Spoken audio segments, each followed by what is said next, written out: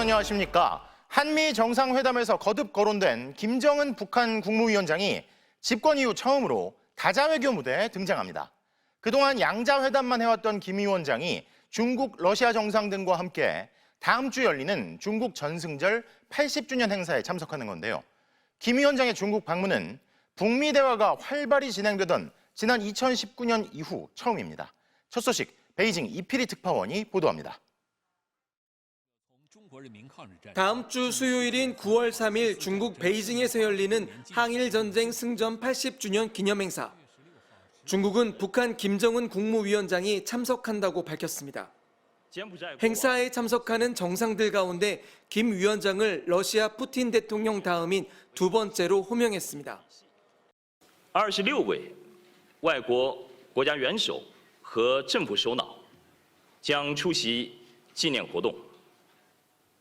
俄罗斯总统普京、朝鲜劳动党总书记、国务委员长金正恩。 북한 조선중앙통신도 김 위원장이 시진핑 주석의 초청을 받아 곧 중국을 방문한다고 보도했습니다.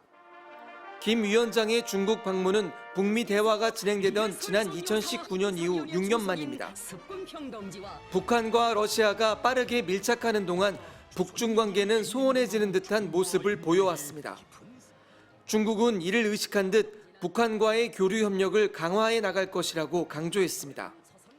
维护国际公平正义的事业中密切协作，续写中朝传统友好的新篇章。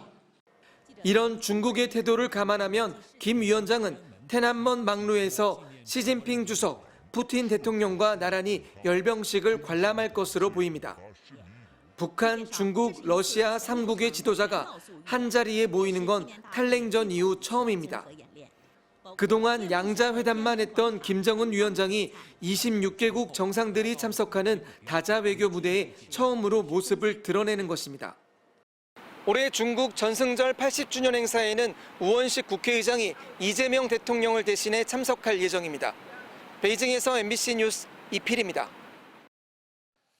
이렇게 한반도를 둘러싼 상황이 빠르게 움직이는 가운데 국내에선 이재명 대통령을 기다리는 현안이 산적해 있습니다.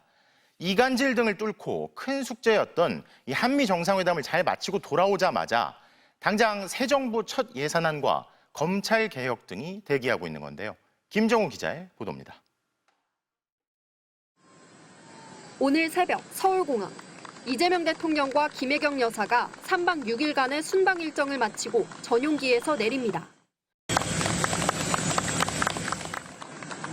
김민석 국무총리와 윤호중 행정안전부 장관, 더불어민주당 정청래 대표 등이 대통령 내외를 반갑게 맞았습니다.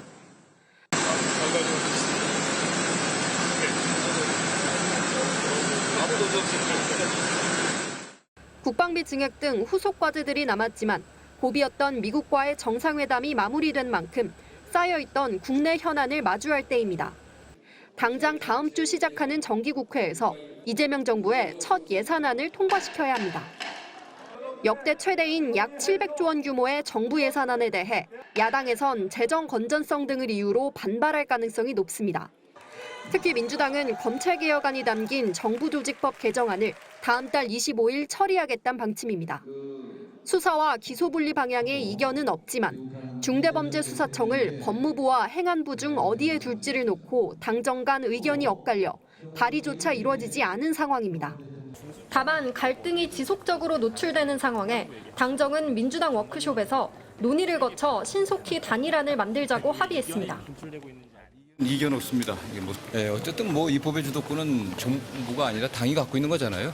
당에서 잘 결정되는 대로 잘 논의해서 따라갈 겁니다. 대통령실 관계자는 강론별로 공론화가 이루어지며 토론이 시작된 것이라며 대통령실은 지켜보는 중이라고 전했습니다.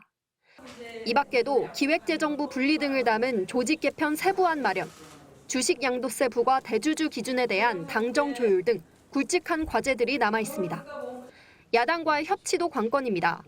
이 대통령은 새로 선출된 국민의힘 장동혁 대표를 포함해 여야 지도부와의 회담 추진을 지시했는데 외교전에 이어 국내 정치에서도 리더십을 발휘해야 하는 상황입니다.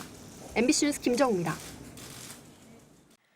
내란 우두머리 방조 혐의를 받고 있는 한덕수 전 국무총리에 대한 구속영장이 기각됐습니다.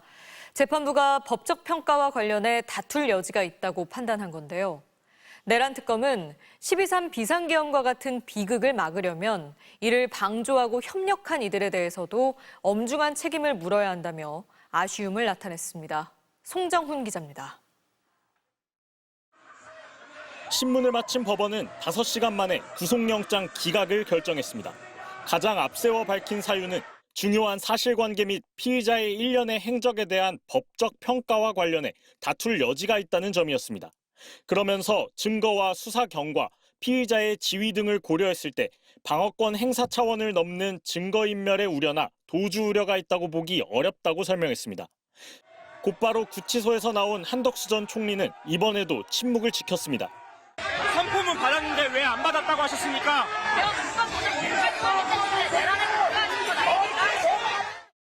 법원이 법적 평가를 언급한 건 혐의가 법리적으로 충분히 입증되지 않았다고 판단한 걸로 보입니다.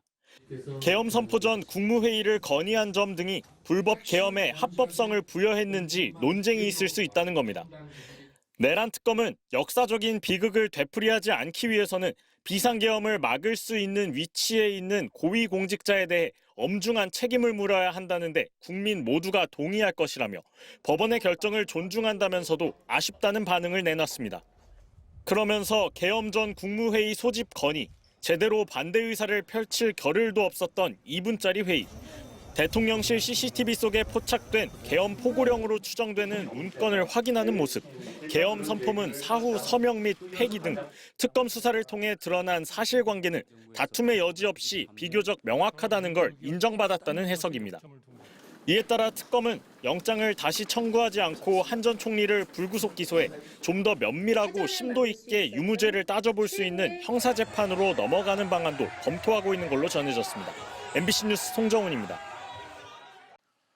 의료 공백 사태를 촉발시켰던 윤석열 정부는 그 공백을 메우겠다며 불과 1년 반 동안 3조 원 넘는 돈을 투입했는데요. 안 그래도 어려웠던 건강보험 재정이 더 악화되면서 결국 내년부터는 소폭이지만 건강보험료가 오르게 됐습니다. 배주환 기자가 보도합니다. 건강보험료가 내년 1월부터 오릅니다. 정부가 소득의 7.09%로 3년째 묶여있던 보험료율을 7.19%로 올리기로 한 겁니다. 이에 따라 직장 가입자는 올해까지 매달 평균 15만 8,464원을 냈지만 내년부터는 2,235원 오른 16만 699원을 내야 합니다. 지역 가입자 역시 월 평균 보험료가 8만 8,962원에서 9만 242원으로 1,280원이 뜁니다. 증가하는 의료 수요에 대응하고 또 건강보험 재정을 안정적으로 운영해야 하는 숙제를 안고 있습니다. 특히 최근까지 이어진 의정 갈등은 건강보험 재정 상황의 어려움을 더욱 가중시켰습니다. 지난 1년 반 동안 의료 공백을 메우는 데 투입된 재정은 3조 원이 넘습니다. 중증 응급 입원 진료 지원에 8,700억 원, 응급진료 체계 유지에 3,300억 원 등이 더 쓰였습니다. 윤석열 정부가 충분히 소통하면서 의대 증원을 추진했다면 굳이 쓰지 않아도 되는 돈, 국민들의 소중한 보험료가 낭비된 것입니다. 고령화에 따라 건강보험이 적용된 진료비는 2019년 86조 4,800억 원에서 지난해 116조 2,500억 원으로 5년 새 34.4%나 늘어났습니다. 보험료 인상률이 충분치 않으면 이르면 내년 건강보험 재정이 적자로 돌아설 거란 전망까지 나옵니다. 현재 저성장 국면 그리고 인구 고령화로 인한 재원 마련 여건이 악화가 되고 있어서 지속적인 건강보험 재정 확충의 여력이 제한이 되고 있는 상황입니다.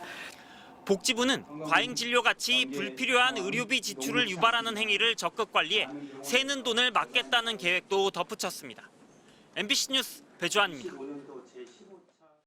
일본발 폭발물 테러 위협이 끊이질 않고 있습니다. 오늘은 서울의 고등학교 7곳에 폭파 위협 팩스가 발송돼 학생들이 긴급 대피했는데요. 이승현 기자입니다. 오늘 낮 12시쯤 서울 중구의 한 고등학교. 한창 점심때인데 학생들이 서둘러 학교를 빠져나옵니다.